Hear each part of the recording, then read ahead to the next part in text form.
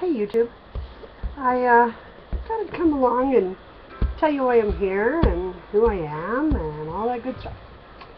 So, my name is Cindy and I live in Denver, Colorado, and I am beginning a journey to lose weight.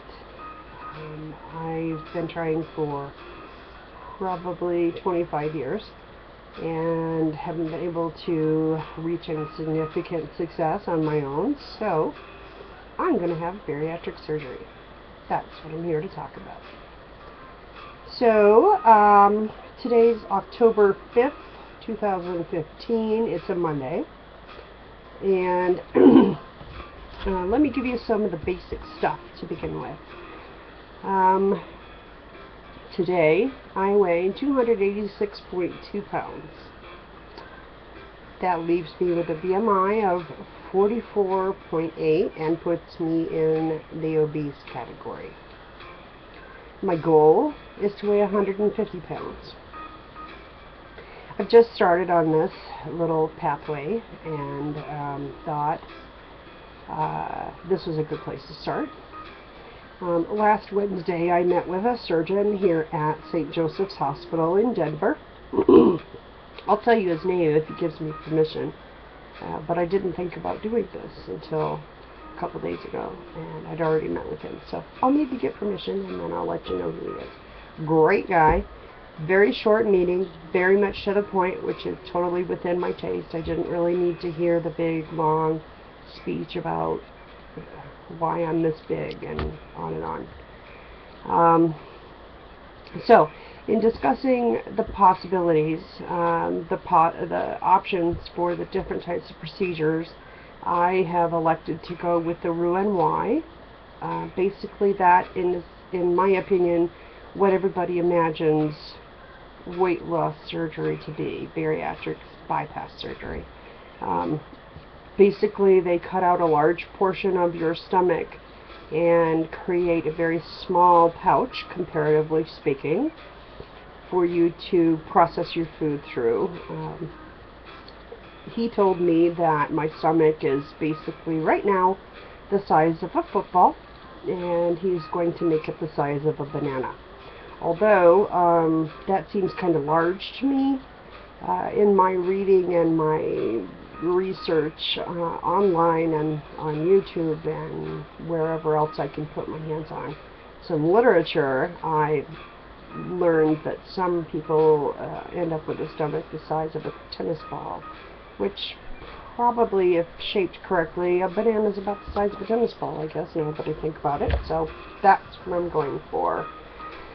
I think one of my biggest fears initially, especially since I've watched a few videos here on YouTube, is a hanging skin syndrome.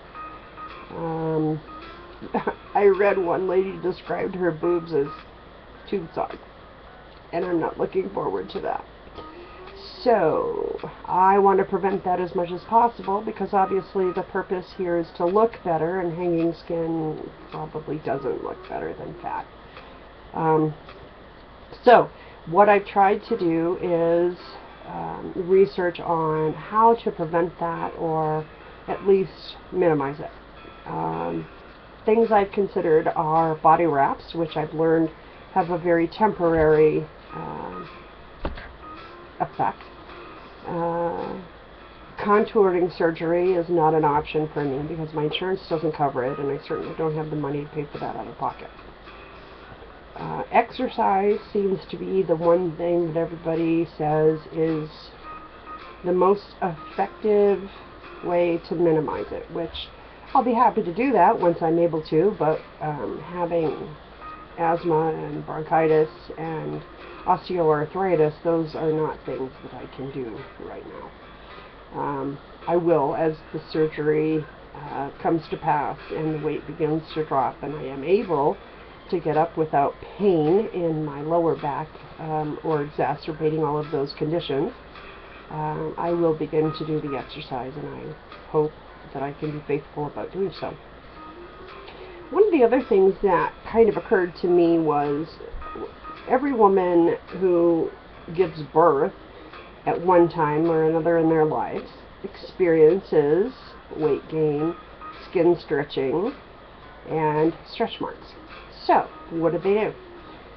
Most women have some kind of lotion or substance application that they pursue.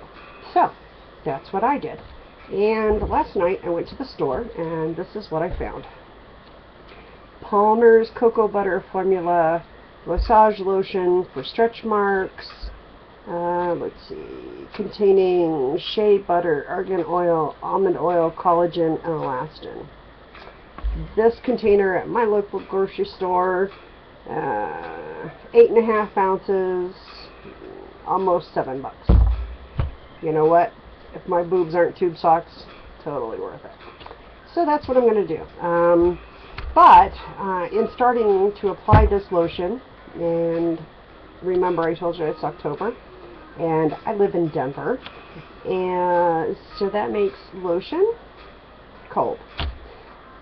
So I looked on eBay and I found this cool little cheap lotion warmer that someone is auctioning off from their own personal possession. So later on, hopefully tonight, I will put in a bid. It's very inexpensive. It's a really cute little white ceramic thing with silver and whatnot, and so I want to go ahead and get something nice and cheap to serve the function so that I can continue to put this on me. I clearly, like everybody else who's been through this kind of a procedure or find themselves in my condition, I don't have a lot of money to spend on this kind of stuff, and I don't want to be uncomfortable for this whole entire process. That's the whole idea here. So I think a $9 investment, well, $16 if you include shipping, is totally worth me. So that's what I'm going to do. Anyway, so I wanted to first introduce myself, kind of talk to you a little bit about this process. This will be volume 1, episode 1. I hope you stick with me through this. I hope this will help you in some way, whatever way it is. And I make no judgments or requirements on you for that, but I do want to encourage you to explore your own options if the reason you're watching this is to kind of inquire about the options for you. So, welcome to my process. I don't like the word journey, so I'm going to try to avoid it as much as possible. So, we're going to call my process starting over, starting now. Talk to you soon.